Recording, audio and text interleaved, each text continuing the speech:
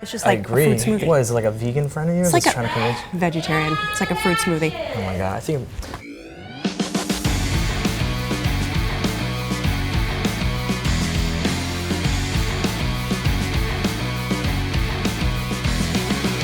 Tonight on Sports Central, with 3 playoff spots still up for grabs, the basketball world turns its weary eyes to Milwaukee for Game 81 of 82.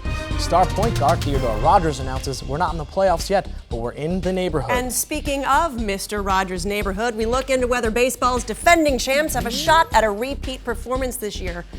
Or are they just playing ball in the land of make-believe? But before we fly off with Tinkerbell and Peter Pan, let's start with our continuation of our in-depth look at the WNFL, brainchild of former NFL Director of Pro Personnel, Maya Phillips, and Gamers Market founder Ash Trent. That is right, Guy. The Women's National Football League announced today another major step forward as they prepare for their historic inaugural season. Amidst the excitement and apprehension, we take a look behind the curtain in a multi-part profile about the people, the players, and the passion that is changing the face of professional sports while capturing the hearts and minds of fans around the world. To quote NFL Hall of Famer and current New Orleans Crew head coach Earl Haskins, "This isn't just some girls' football league. This is the WNFL. Emphasis on the F." Don't say it out loud. You see that? The way the right tackle moves her feet. Just quick. Football fans everywhere recognize this tall drink of water as Earl Haskins, 2-time Super Bowl champ and first ballot NFL Hall of Famer. After 22 seasons coaching in the league and 7 more in the broadcast booth, Earl is back on the sidelines as the head coach of the WNFL's New Orleans Crew. Maybe we can move her to guard. That way we can have both her and Fernandez on the field at the same time. New Orleans Crew's young offensive coordinator Laura Potts comes into the league with an impressive resume from her time coaching the boys team at Lincoln Christian High School in Nebraska. Twice named the state's coordinator of the year, Potts was given the head coaching reins 2 seasons ago. She maintained the program's success during her time there, but ultimately decided to go pro and take her talents to New Orleans and the WNFL. You read my mind. But you already got a couple of guards. Lavarini and Hodges. Lavarini? The crybaby? Didn't I cut her already? Okay, cutbacks don't start until next week. I don't think anybody was crying. I do recall her getting a bit frustrated out there. New Orleans native and esteemed strength and conditioning coach Wanda Russell comes to the WNFL by way of the U.S. Women's National Soccer Team. With a reputation for amping up an athlete's physical and mental games, she's known in coaching circles for turning also-rans into champions. I don't think anybody was crying. I do recall her getting a bit frustrated out there. Same difference. I can't have players out there throwing their hands up and ripping off their helmets just because they don't like the play call. Hey, nobody's complaining about the plays when I call them my way. We only get pushback when you change the blocking assignments. She wasn't getting out there quick enough. Okay, centers, don't pull on a sweep play in my offense.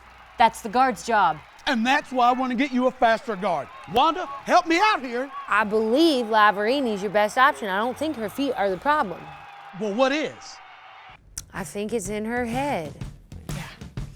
Woo! Looks like Lavarini's not the only one getting frustrated in New Orleans these days.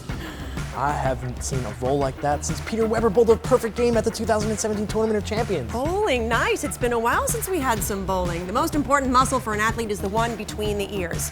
And if your mind isn't prepared to perform, the body's gonna follow suit. More and more top programs are learning the benefits of mental game coaching, which focuses specifically on putting athletes in position to break through mental barriers that may be keeping them from reaching their full potential. So psychology is a performance enhancer? Yeah. Better check the banned substance list. Sports psychology can help athletes improve focus, eliminate distractions, grow confidence, develop coping skills, identify irrational or harmful thoughts, and it can help teams develop better communication skills and cohesion. All critical factors for excellence on the field and off. Are there really muscles in between my ears? It remains to be seen, Guy. Let's watch. But you know Lavarini lost a step after that hamstring pull a couple weeks back. Well, so she's probably still injured? No, she's fully recovered physically. Her 40 time is back to where it was pre-injury. Yeah, but when she moves laterally, she seems hesitant. That's psychological. She's afraid to cut too hard because she thinks she's gonna pull it again. And we could bring someone in to work with her, to work with everyone. So what, I'm supposed to replace tackling drills with meditation and yoga? I'm not saying that, but actually it wouldn't be the worst thing in the world. Laura, help me out here.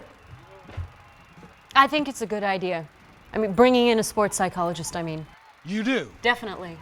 I mean, we see it all the time, Earl. Heck, you've got a place kicker with the worst case of the yips I have ever seen. Imagine if we could straighten that out. Jeez. I guess I just never thought about that. What do you have to lose? Oh, what's wrong? Just thinking about missed field goals, shanked punts, and a putt I missed in a Pro-Am golf tournament 15 years ago. Oh, unfortunately, we don't have footage of that last one, but we do have plenty of wacky bloopers. I love bloopers. Play bloopers. Psychological issues in athletes are not always as obvious as Mackie Sasser losing the ability to throw the ball back to the pitcher or Rick Ankiel's breakdown during the 2000 MLB postseason. Sometimes it's just a decrease in confidence or an increase in performance anxiety. And regardless of what form they take, these are problematic and sometimes debilitating issues that can strike down an athlete in the prime of their physical years and rob the rest of us of the ability to witness their greatness. We don't mean to make light of the psychology, but this is Sports Central. Yes! After all, and I'm terribly out of touch with my own emotions. Now that sounds like the start of a breakthrough. Nobody wants to see that, though. No, nobody wants to see that, Guy. You are correct.